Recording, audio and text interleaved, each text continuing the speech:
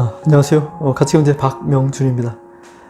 오늘부터 다시 가치 산정의 이론의 진도를 나가려고 합니다. 이미 말씀드린 대로 이론이라기보다는 가치 산정을 이렇게 하는 것이구나 라는 것을 사례로 보여드리는 내용입니다. 앞으로 가치 산정에 대한 많은 사례들이 영상으로 소개가 될 텐데요. 지금의 자본주의에서의 특정한 재화나 서비스의 가치가 이 정도구나 라고 생각하는 선입견과는 차이가 있다는 것을 아시게 될 것입니다. 지금 자본주의에서의 가격은 사실 그 근거가 마땅치 않습니다. 오랜 시간이 흐르면서 자연스럽게 재화나 서비스의 가격의 범위가 형성이 되었고 합리적인 경우도 있지만 그렇지 않은 경우도 많이 있습니다. 각 기업에서 매년 노사 간에 임금 협상을 하게 되는데요. 사측에서는 임금을 올려주려 하지 않고 노조 측에서는 최대한 임금을 올리려고 합니다. 왜 매년 이런 소모적인 대립과 타협이라는 과정을 겪어야만 할까요? 최저임금을 올리느냐 마느냐의 논란도 매년 일어나고 있습니다. 그 이유는 자본주의에서는 가치를 정하는 방법이 없기 때문입니다. 그냥 시간이 지나면 시장의 원리에 의해서 임금과 가격이 형성이 됩니다. 하지만 이에 대한 합리적인 근거가 마땅치 않고 여기저기서 자신이 일한 것에 대한 대가인 임금에 대한 불만이 생기게 되며 이것이 이해 당사자 간의 입장 차이로 이어져서 이에 대한 논란이 생길 수밖에 없습니다. 임금을 더 올려달라고 하는 사람과 더 못 주겠다고 하는 사람 간의 다툼은 피할 수가 없습니다. 하지만 가치주의 경제에서는 가치를 산정하는 방법이 있기 때문에 이러한 논란을 잠재울 수 있으며 발생하지도 않습니다. 이제부터 가치 산정이 도대체 어떤 것인지 관심을 가지고 지켜봐 주시길 바랍니다.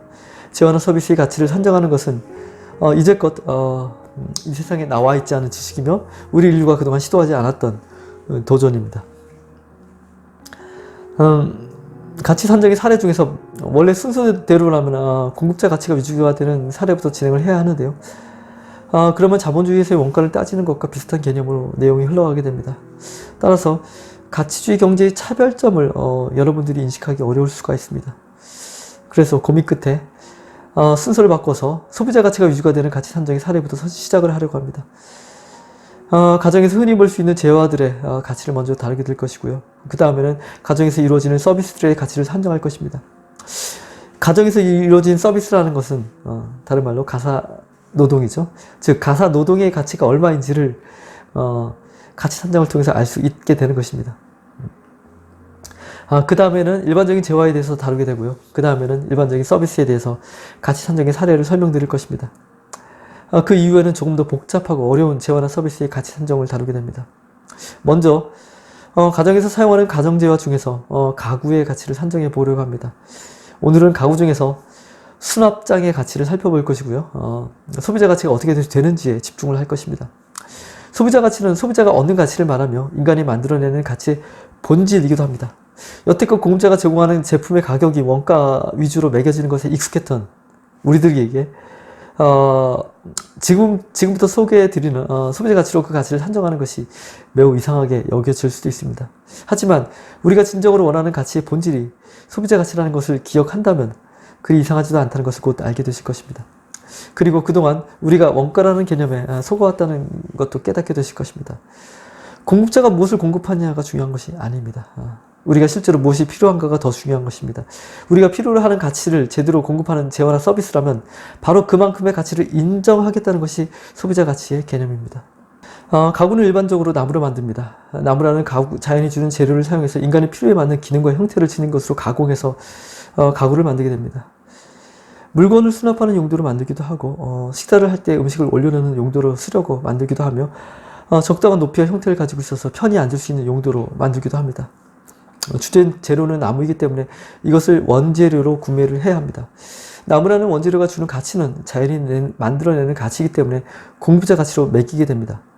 이 공급자 가치는 가구를 만들기 위해서 사용하는 원재료가 되는 나무가 가구를 만들기 위해서 들어올 때까지 소모되는 모든 가치의 합산을 의미합니다. 가구의 제작자는 이 가치를 원재료의 공급자에게 지불하고서 나무를 받고 그것으로 이제 가구를 본격적으로 만들게 됩니다. 가구를 만들기 시작하면서 발생하는 가치의 소모는 공급자 가치로 그 가치를 산정하지 않습니다. 공급자가 가구를 만들어서 소비자에게 공급하기 위해서 어떠한 가치를 소모했든지 여기에는 소비자들이 관심을 두지 않습니다. 가구를 구매했을 때 소비자가 얻는 가치가 무엇인지에만 주목을 하게 됩니다. 바로 이것이 소비자 가치입니다. 만약 공급을 위해 소모한 가치의 총합이 만들어낸 가구를 소비자 가치로 산정한 것보다 작다면 공급자는 오히려 손해를 보게 됩니다. 손해를 보지 않으려면 가구를 그만큼 잘 만들어서 소비자 가치를 높여야 합니다. 즉 소비자가 만족할 수 있도록 가구를 만들면 소비자 가치가 올라갑니다. 이제부터 가구의 소비자 가치를 어떻게 산정하는지를 살펴볼 것입니다. 가장 먼저 수납장에 대해서 그 가치를 산정해 보고자 합니다. 소비자 가치를 산정하려면 수납이라는 기능이 가구의 가장 기본적인 목적이기 때문에 이 기능의 가치를 바라보는 관점을 먼저 해결해야 합니다. 수납장의 소비자 가치를 먼저 풀게 되면 다른 가구의 소비자 가치를 이해하고 산정하는 데 많은 도움이 됩니다. 수납장은 우리 삶에서 꼭 필요한 가구입니다. 주로 옷을 보관하기 위해서 사용하게 되죠. 오랫동안 입지 않은 옷을 차곡차곡 쌓아놓기도 하고 쌓아놓아서 보관하기도 하고 매일매일 입는 옷을 걸어두기도 합니다. 이불을 넣어놓기도 합니다. 아니면 책이나 소품을 보관하기도 합니다. 수납장이 없다면 이런 물건들을 우리는 방바닥에 깔아놓고 지내야 합니다. 아무리 정리를 해도 방이 매우 지저분해질 것입니다. 옷이나 물건들 위에도 먼지가 쌓여서 역시 지저분해질 것입니다. 수납장이 없다면 우리가 집안에서 밟고 다니거나 사용할 수 있는 공간도 부족해집니다. 이런 물건들이 자리를 차지하고 있기 때문이죠. 삶이 매우 불편해집니다. 수납장은 우리에게 무언가 가치를 제공하고 있는 것이 분명합니다. 그렇다면 수납장이 우리에게 주는 이 가치가 무엇일까요? 수납장이 없다면 우리는 집안에서 많은 공간을 잃어버리게 됩니다. 아니면 우리는 더 넓은 집에 살아야 합니다. 수납해야 하는 물건들을 모두 바닥에 깔아놓고 지내야 하기 때문이죠. 바닥에 놓는다고 해도 수납장이 주는 편리함보다는 못할 것입니다. 수납장은 우리에게 공간을 벌어주는 가치를 제공하고 있는 것입니다. 더불어서 편리함도 주고 있습니다. 어디에 어떤 물건이 보관되어 있는지 손쉽게 관리할 수 있게 됩니다. 물건을 깨끗하게 보관하게 해주는 가치도 제공하고 있습니다. 텅 빈 방에 멋진 수납장이 들어오면 심미적인 만족감을 얻기도 합니다. 여기까지 언급된 내용을 정리해보면 다음에 두 가지의 가치로 요약이 됩니다. 첫 번째는 공간 활용에 대한 가치를 제공하는 것입니다. 두 번째는 편리함, 위생성, 그리고 심미적인 만족에서 오는 정신적인 만족이라는 가치입니다. 수납장의 디자인에 따라서 편리하거나 불편한 기능의 차이가 있을 수 있습니다. 이것은 개인마다의 취향과 선호도에 따라서 다르기 때문에 기능적인 차이라고 하기보다는 정신적인 만족도에 포함시켜서 함께 생각할 수가 있습니다. 하지만 이러한 두 가지 가치가 전부는 아닙니다. 수납장이 주는 유해한 가치도 있기 때문인데요. 수납장을 만들 때 원목을 사용하지 않고 여러 조각의 나무를 붙여서 만든다면 인체에 좋지 않은 화학 제품을 사용하는 경우도 있는 것입니다. 이렇게 되면 수납장이 집안에 놓여 있는 동안 유해한 화학 성분을 공기 중으로 내뿜게 되고 당연히 인체의 손상이라는 부정적인 가치가 제공이 됩니다. 이에 대해서도 따져보아야 합니다. 다시 정리해보면 수납장은 공간 활용성 증대라는 가치와 정신적인 만족이라는 가치를 주고 있습니다. 그리고 신체 유해성이라는 부정적인 가치를 제공하는 경우도 있습니다. 먼저 공간 활용성이라는 가치는 실제로 우리가 사용할 수 있는 공간을 늘려주는 역할을 합니다. 동일한 면적의 집에 거주하더라도 수납장이 없는 경우라면 수납해야 하는 물건을 바닥에 내려놓고 지내야 합니다. 당연히 쓸 수 있는 공간이 줄어드는 것입니다. 이를 만회하려면 더욱더 넓은 집에 살아야 합니다. 그러면 토지를 점유해서 사용하는 가치를 더 많이 지불해야 한다는 뜻이 됩니다. 수납장이 우리에게 제공하는 공간 활용성 증대라는 가치는 곧 우리가 거주를 위해서 점유해야 하는 토지의 면적에 따라 지불하는 가치를 이용해서 산정할 수 있다는 것을 알 수 있습니다. 이때 물건을 쌓아두어야 하는 공간의 가치가 얼마의 토지 면적에 해당되는지를 알려면 먼저 바닥에 물건을 쌓을 때 어느 정도의 높이가 적절한지를 정해야 합니다. 여기서는 60cm라고 정하기로 하겠습니다. 즉 60cm 이상 쌓게 되면 넘어지거나 흐트러져서 물건을 관리하는 것이 매우 어렵다고 보는 것입니다. 60cm라는 값은 가치위원회에서 정하게 되고 이를 문명과 시대상을 반영해서 지속적으로 개정하고 관리해야 할 것입니다. 보통의 경우 수납장을 항상 꽉 차게 이용하지는 않습니다. 수납장의 종류에 따라서 그 이용도도 달라지고 개인마다 편차도 심할 것입니다. 이것도 수납장의 종류에 따라서 가치위원회에서 수납장의 공간 이용률을 정해서 가치 산정에 활용해야 합니다. 먼저 바닥의 면적이 70cm 곱하기 3m이고 높이가 2.1m인 수납장이 있다고 해보겠습니다. 이 수납장이 주는 가치는 어떻게 계산이 될까요? 이 수납장은 60cm의 2.1배라는 높이로 되어 있습니다. 따라서 차지하고 있는 면적을 제외한다면 바닥 면적의 2.5배만큼의 땅의 면적이 증대되는 효과를 발휘하고 있는 것입니다. 이해가 되시죠? 수납장이 없었을 때는 그냥 맨바닥이었는데 수납장 때문에 이런 맨바닥이 2개의 반이 더 생긴 겁니다. 수납장의 면적만큼. 그렇죠? 이것을 계산을 해보면 70cm 곱하기 3m 곱하기 2.5m이며 곧 5.25제곱미터의 면적이 수납장 때문에 생겼다. 이렇게 볼 수가 있는 것이죠. 이 면적이 주는 가치를 시간 가치로 산정을 할 수가 있습니다. 각 개인마다 거주하는 집이 점유하고 있는 토지의 면적이 다르기 때문에 이것을 고려하면 수납장이 제공하는 공간 활용성이라는 가치가 개인마다 달라진다는 결과가 나옵니다. 즉 넓은 토지를 점유하고 있는 넓은 집이라면 수납장의 소비자 가치가 낮아지고 좁은 땅에 지은 좁은 면적의 집이라면 수납장의 소비자 가치가 올라가는 그런 일이 생기는 것입니다. 이것은 당연히 이치에 맞는 현상인데요. 하지만 그렇다고 해서 이걸 그대로 고지고대로 적용한다면 문제가 있습니다. 재정적인 여유가 없기 때문에 좁은 집에 사는 사람이 수납장을 구매하려면 더 비싼 가치를 지불해야 하고 반대로 경제적인 여유가 있는 큰 집에 사는 사람들이 수납장을 보다 싸게 구매할 수 있게 된다는 뜻이 되기 때문인데요. 이런 문제 말고도 동일한 수납장에 대해서 구매하는 구매자마다 구매하는 가치가 구매자마다 달라진다는 것 자체도 문제입니다. 따라서 대표성을 지닌 단 하나의 소비자 가치를 적용하는 것이 보다 합리적이며 보편 타당하다고 할 수 있습니다. 이를 위해서 평범한 수준의 가정이 주거를 위해서 점유하는 토지의 가치를 기준으로 수납장의 소비자 가치를 산정하는 것이 합리적일 것입니다. 여기에서 오래전에 올렸던 영상에서 이미 설명을 드렸었던 주거용 토지 사용에 대한 가치 산정을 어떻게 했는지 많은 분들이 기억을 못 하신다고 보고 다시 한번 설명을 드릴까 합니다. 주거용 토지를 점유하는 것은 해당 주거 면적에 거주하지 않는 다른 누군가에게 그 토지에서 머무는 시간을 제한하는 가치에 해당이 됩니다. 이 개념이 중요합니다. 다시 한번 말씀드리겠습니다.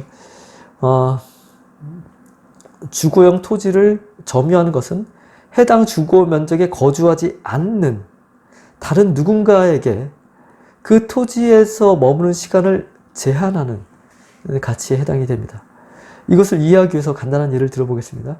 전체 주거용 토지에 오직 하나의 집이 있다고 가정하는 것입니다. 거기에는 한 사람이 살고 있고 다른 한 사람은 그 집에는 들어갈 수 없지만 다른 주거용 토지를 마음껏 다닐 수 있습니다.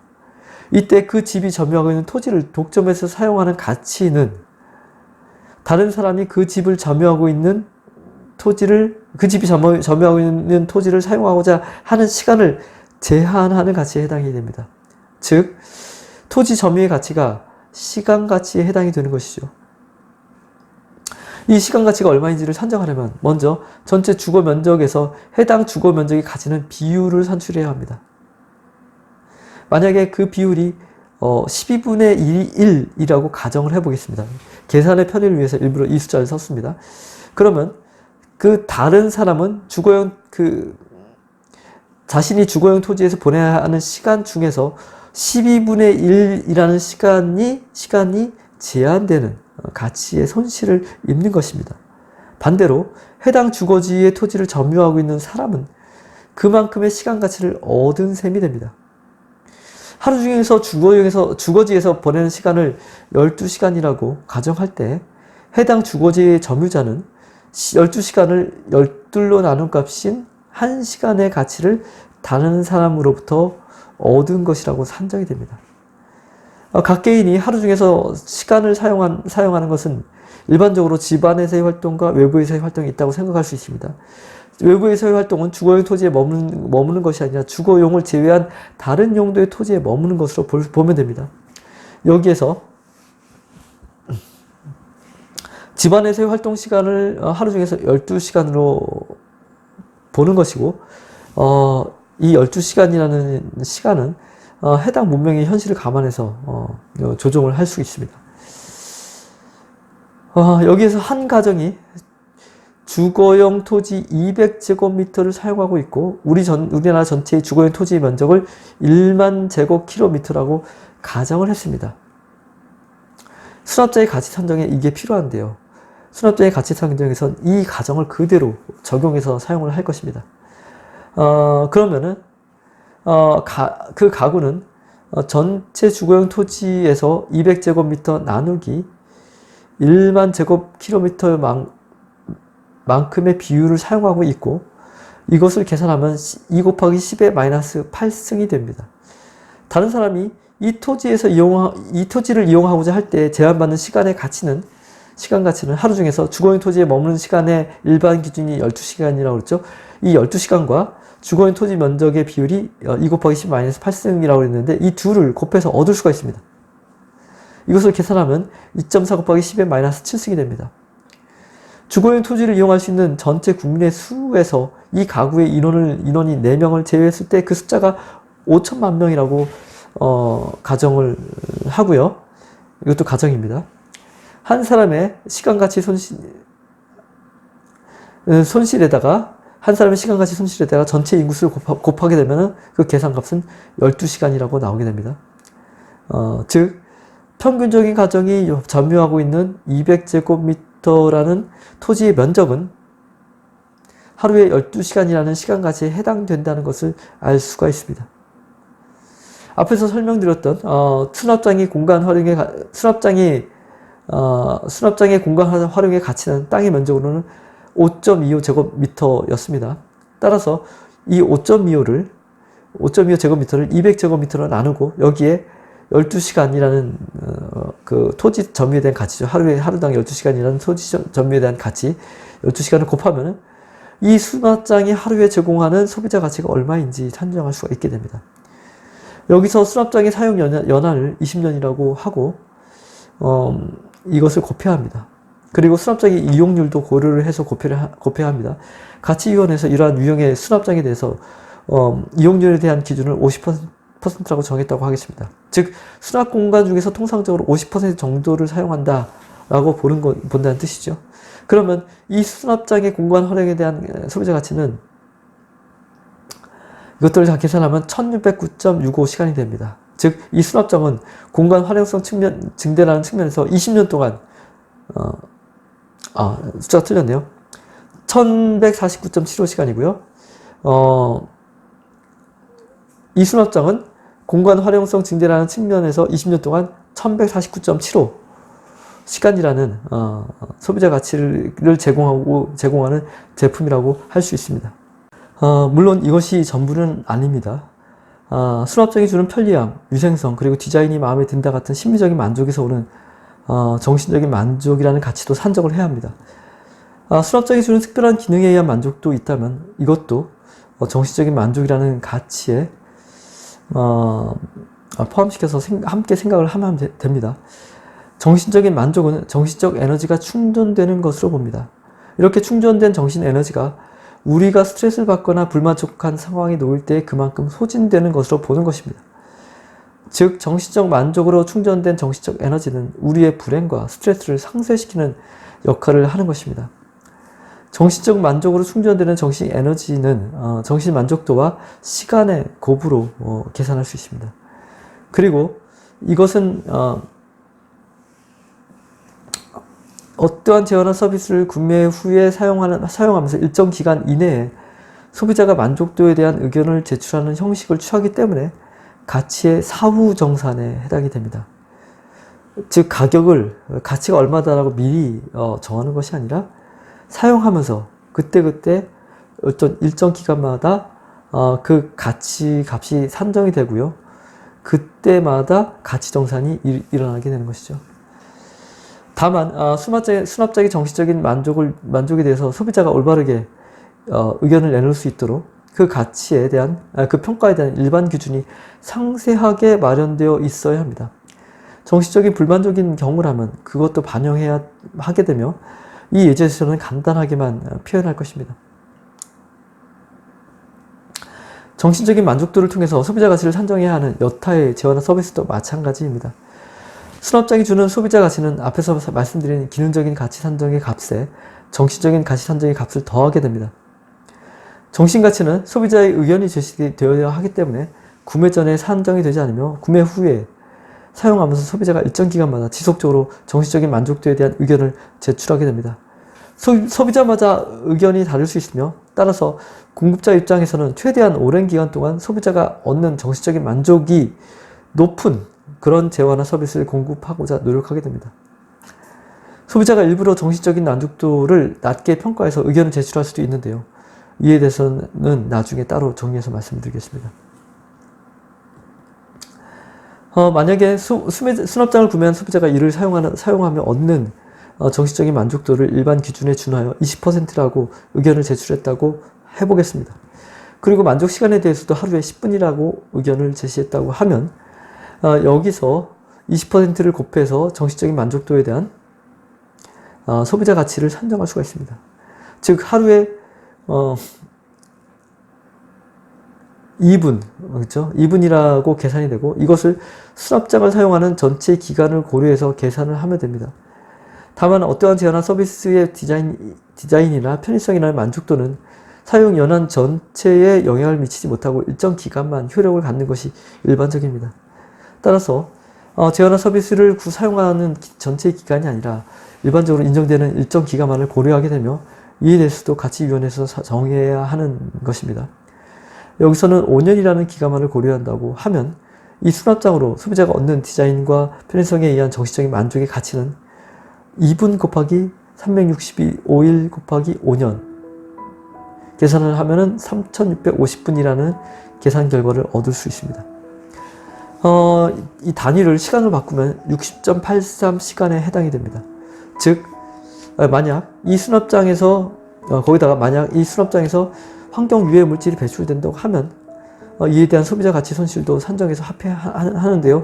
여기서는 환경 유해 물질이 나오지 않는다고 가정을 하겠습니다. 그러면은 여태까지 말씀드린 이 수납장이 주는 소비자 가치를 종합해서 정리를 해보겠습니다.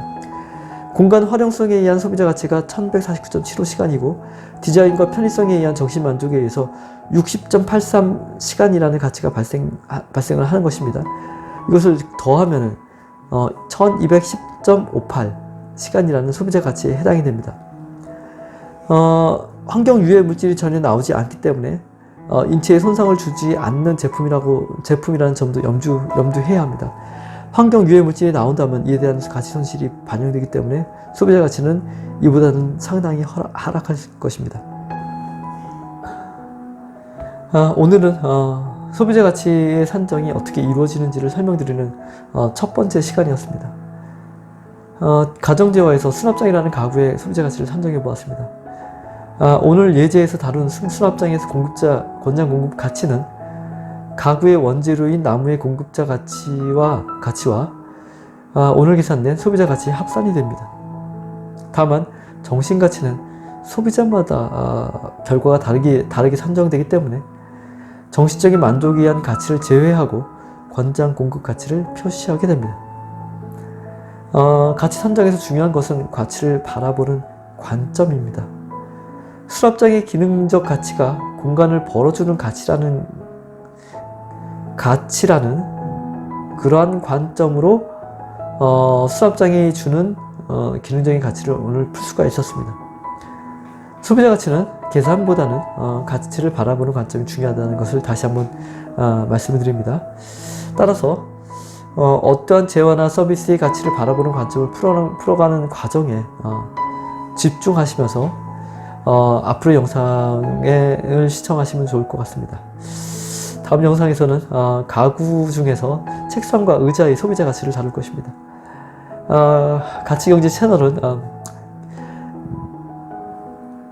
경제체계의 대안을 새로운 대안을 제시하고 있습니다.